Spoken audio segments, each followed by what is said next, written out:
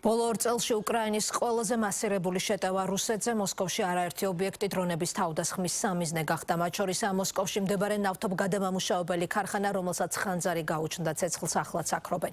საათების განმავლობაში შეჩერებული იყო დედაქალაქის აეროპორტების მუშაობა, შეიზღუდა საავტომობილო მოძრაობა, არის მსხვერპლი და არიან დაშავებულები. უპილოტო საფრენი აპარატების ნამსხვრევები ჩამოცვიდა სავაჭრო ცენტრის ტერიტორიაზე, რამდენიმე საცხოვრებელ სახლთან და სამოქალაქო ინფრასტრუქტურაზე. თავდასხმები დაფიქსირდა როსტოვის ოლქშიც. რუსეთის ოფიციალური უწყებების ინფორმაციით ჩამოგდებულია 200-მდე უკრაინული დრონი. უკრაინას შეტევას კიევ-პეჩერის ლავრაზე თავდასხმის პასუხად აცხადებს მოსკოვი რეაგირებით იმუქრება. და ეს მაშინ, როცა საფრანგეთში დიდი შვიდეული სამიზე შეკრებილი ლიდერები სწორედ რუსეთ-უკრაინის გაყინული მოლაპარაკებების განახლების გზებზე მსჯელობდნენ. ცეცხლის შესაწყოთად და მოლაპარაკებათა მაგიდასთან მისაყვანად ზელენსკი რუსეთზე ზეწოლის გაზრდას მოითხოვს. მოსკოვში ბოლო საათებში გაკეთებული განცხადებები მოლაპარაკებების გაგრძელების პერსპექტივას ამცირებს.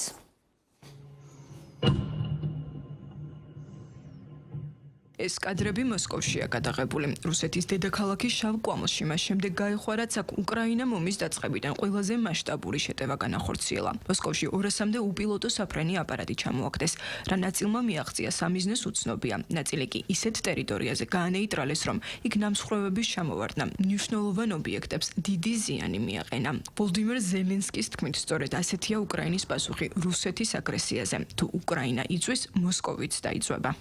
თუ პუტინს არ სურს ამ ომის დამთავრება, ჩვენ ჩუმად არ ვისხდებით, ვუპასუხებთ. პასუხი ძლიერი და სამართლიანი უნდა იყოს. დროა დასრულდეს აგრესია, დროა დასრულდეს ეს ომი. მიმაჩნია, რომ ზეწოლა უნდა გავაძლიეროთ. რა თქმა უნდა, ვსაუბრობ სხვადასხვა სახის ზეწოლაზე, რათა რუსეთმა იგრძნოს, რომ ბრძოლას აზრი არ აქვს.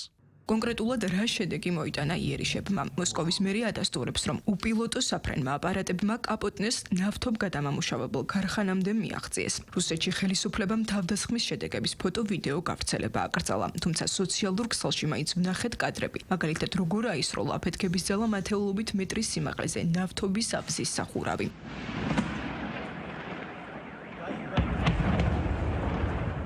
ეს მიმდინარე კვირაში მეორე დარტყმა ამ ობიექტზე, რაც შემთხვევითობა არ არის. ქარხანა სტრატეგიული სამიზნეა, ის რუსეთის არმიას საწვავით ამარაგებს. შესაბამისად, ბუნებრივია, რომ მოსკოვში დღეს ნავთობის ფასმა იმატა. გარდა ამისა, მოსკოვის 4-ვე აეროპორტი დაიხურა. შეფერხებული იყო საავტომობილო მოძრაობაც.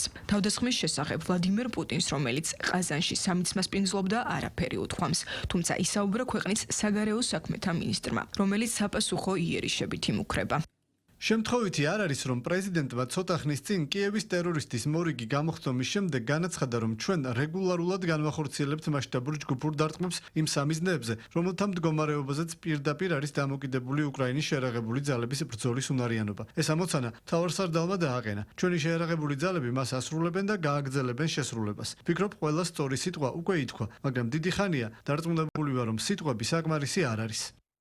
უპილოტო საფრენი აპარატის ნამსხვრევები სავაჭრო ცენტრის ტერიტორიაზეც ჩამოვარდა. დაზიანდა საცხოვრებელი კორპუსიც. შედეგად ერთი ქალია დაშავებული. თუმცა ყველაზე მძიმე შედეგი როსტოვის ოლქშია, სადაც ერთი ადამიანი დაიღუპა, ხოლო 2 დაშავდა. პარალელურად შეტევები უკრაინის მიმართულებითაც გრძელდება. რუსულმა მხარემ სარაკეტო დარტყმა მიაყენა დნეპრში მდებარე საწარმოს. ასევე თავდასხმა განახორციელეს ნიკოპოლის რაიონზე. შედეგად 2 ადამიანი დაიღუპა. რუსეთის პრეზიდენტის მრჩეველი კი დღეს ვლადიმერ პუტინსა და ვოლდიმირ ზელენსკის შორის პირად კონტაქტზე ალაპარაკდა და თქვა, რომ კიევის მოქმედებები ამ პროცესს ხელს არ შეუწყობს. უშაკოვის ინფორმაციით, ტრამპის სპეციალური წარმომადგენლები სტივ ვიტკოფი და ჯარედ კუშნერი უახლოეს პერიოდში რუსეთს ეწვევიან.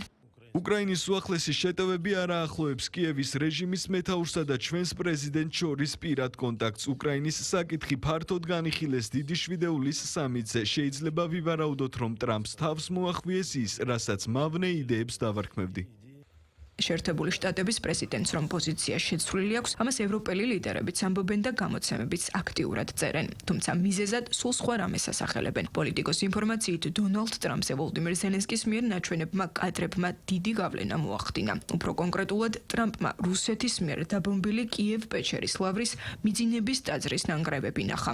პარალელურად კი რუსეთისთვის სამხედრო ზეწოლას ფინანსური ზეწოლაც ემატება. ბლუმბერგი წერს, რომ რუსეთის ხელისუფლებამ მიმდინარე წელს ომისთვის გათვალისწინებულ გათვალისწინებული ხარჯების კიდევ 4-5 ტრილიონი რუბლით გაზრდას გეგმავს, რაც გათვალისწინებულ თანხას 40%-ით აღემატება. გამოცემის ინფორმაციით, პუტინმა ფინანსთა სამინისტროს დაავალა ეკონომია ყველა საბიუჯეტო მიმართულების ხარჯზე გააკეთონ, გარდა თავდაცვისა. დაფინანსება უკრაინასაც სჭირდება. ამ შემთხვევაში ნატოში განმარტავენ, რომ მუშაობენ იმაზე, თუ როგორ გააძლიერონ კიევის მხარდაჭერა.